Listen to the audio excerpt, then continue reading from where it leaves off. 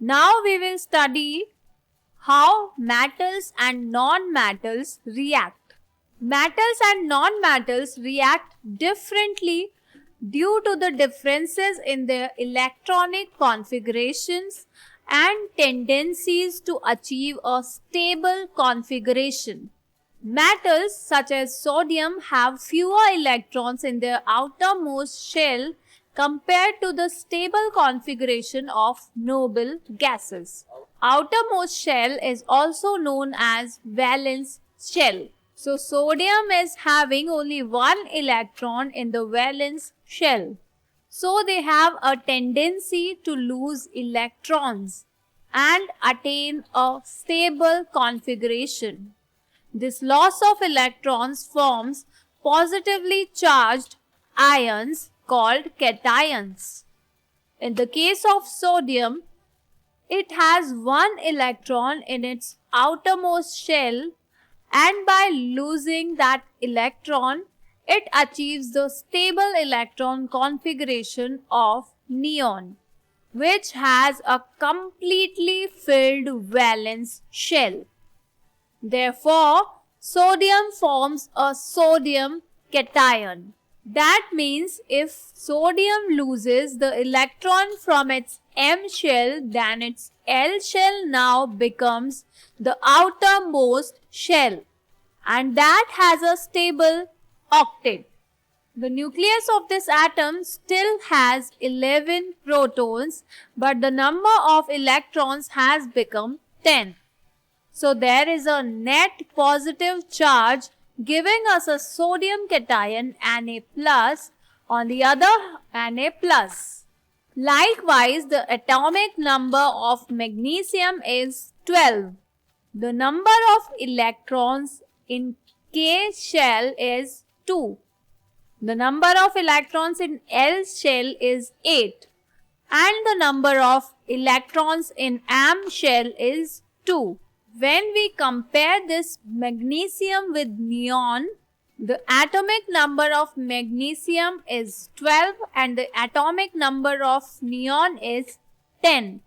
The neon is having stable configuration. So by losing 2 electrons from M shell, magnesium's L shell becomes outermost shell, and it gets the stable configuration of neon.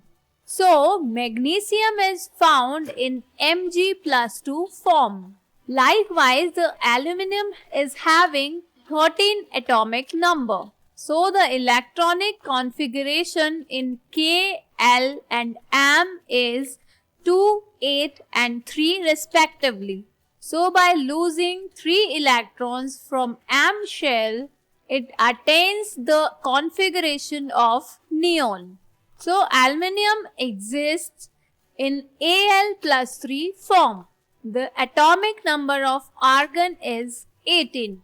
Argon is a noble gas, and noble gases are inert because they are having stable configuration. The number of electrons in K, L and M shell is 2, 8 and 8 respectively. If we compare argon with potassium, the atomic number of potassium is only 1 higher than the argon. So by losing 1 electron, potassium can attain the configuration of argon. So the number of electrons in K, L, M and N shells of potassium are 2, 8, 8 and 1 respectively. So by losing 1 electron from N shell, it attains the configuration of argon.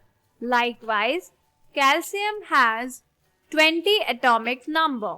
The electronic configuration of K, L, M and N shell of calcium is 2, 8, 8 and 2 respectively. So by losing 2 electrons, calcium attains the configuration of argon. Non-metals like chlorine have almost filled or partially filled outermost shells.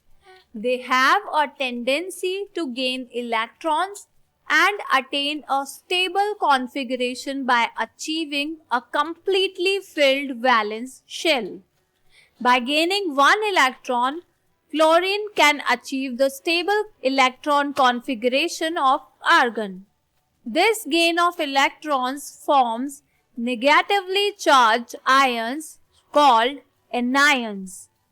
Chlorine forms a chloride ion by gaining one electron. Likewise, the atomic number of fluorine is 9 and atomic number of neon is 10. The electronic configuration of fluorine in K and L shell is 2 and 7 respectively.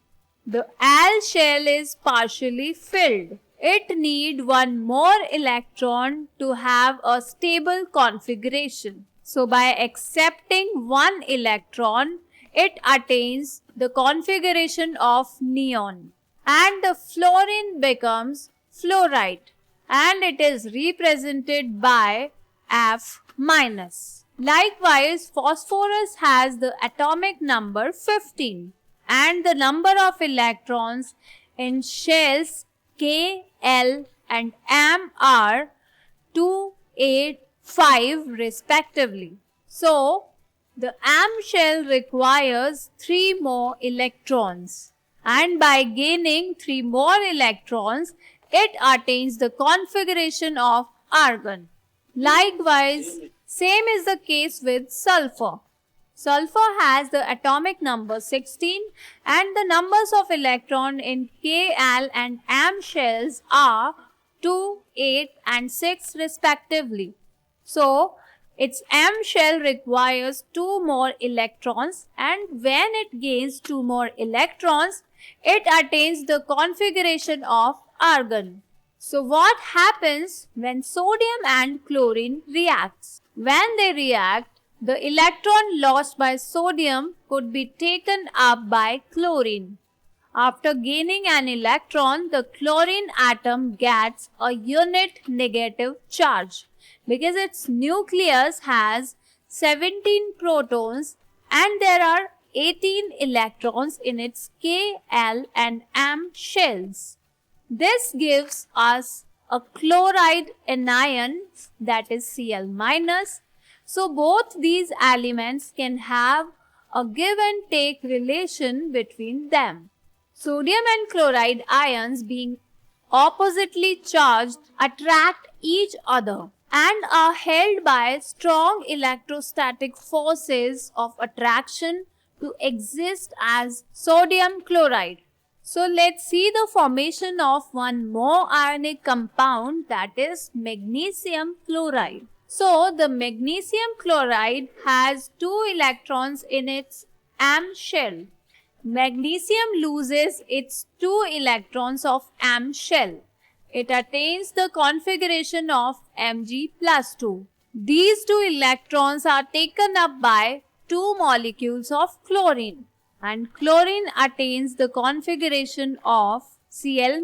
So, the compounds formed in this manner by the transfer of electrons from a metal to a non-metal are known as ionic compounds or electrovalent compounds.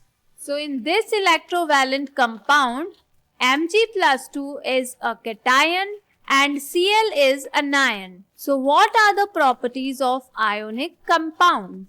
We will see this property in the next video.